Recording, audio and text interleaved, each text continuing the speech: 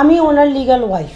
ভাই রে ভাই, ঘটনায় তো দেখি এখন আসলো নতুন এক মোড়, এবং এটা শুনে পাবলিক কাঁদবে নাকি হাসবে বুঝতেই পারছে না। মানে যেই স্ত্রী বাঁচালো স্বামীকে, মানে যেটা আমরা সবাই জানতাম, সেই নাকি আসল স্ত্রী নয়, আসল স্ত্রী এখন হাজির গণমাধ্যমে। পুরো ঘটনায় আসছি তার আগে বলি, সবাই উত্তরার ঘটনাটা জানে, যেখানে গণমাধ্যম থেকে আমরা জেনেছিলাম স্বামীর প্রাণ রক্ষায় ঢাল হয়ে দাঁড়িয়েছিল স্ত্রী, এবং এইটা নিয়ে সবাই অনেক প্রশংসা করেছিল। সেই স্ত্রীকে নিয়ে সবাই নানা রকম কথাবার্তা লিখেছিল সোশ্যাল মিডিয়া জুড়ে। বাট এখন জানা গেছে একটা শকিং নিউজ, গণমাধ্যমে হঠাৎ করে এই নারীর আবির্ভাব ঘটে, এবং যিনি দাবি করেন তিনি প্রকৃত স্ত্রী। শুধু তাই নয়, তার ইন্টারভিউ থাকাকালীন সময় আহত সেই ব্যক্তি হসপিটাল থেকে ফোন করেন, এবং তার ফোন আলাপ শুনে মনে হচ্ছে ঝামেলা তো একটা আছে বস। হ্যাঁ বলো। তোর এখন বউগিরি পালাইতে হবে, জীবন ব্যস্ততে না আমার, তুই এখন বউগিরি পালাইতেছিস।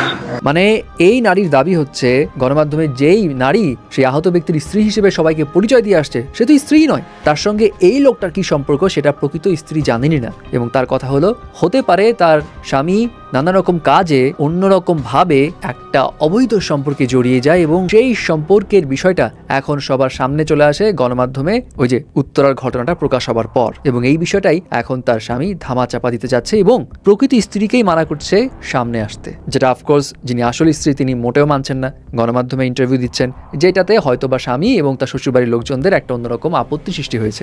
যাই হোক, এখন আসলেই এই লোকটার স্ত্রী দুটো নাকি একটা, নাকি অন্যরকম একটা অবৈধ সম্পর্কে জড়িয়েছেন তিনি, হু নোজ। ঘটনাটা তো ক্ল্যারিফাই হবে এখন, আরও যখন নানা পক্ষ থেকে নানা রকম কথাবার্তা আসবে তারপর। বাট পাবলিকরা এখন এই বিষয় নিয়ে ধুমিয়ে মজা নিচ্ছে। কেউ বলছে ভাই বাংলাদেশ আসলে এক রঙ্গমঞ্চ, কোথা থেকে যে কি হঠাৎ করে চলে আসে হু নোজ।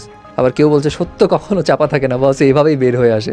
এনিওয়ে, দিন শেষে যে ঘটনা ঘটেছে সেই ঘটনা তো খুব খারাপ, এবং আমরাও চাই লোকটা সুস্থ হয়ে ফিরে আসুক, স্বাভাবিক জীবনে যাক, এবং তার এন্ড থেকে বিষয়টা ক্ল্যারিফাই করুক।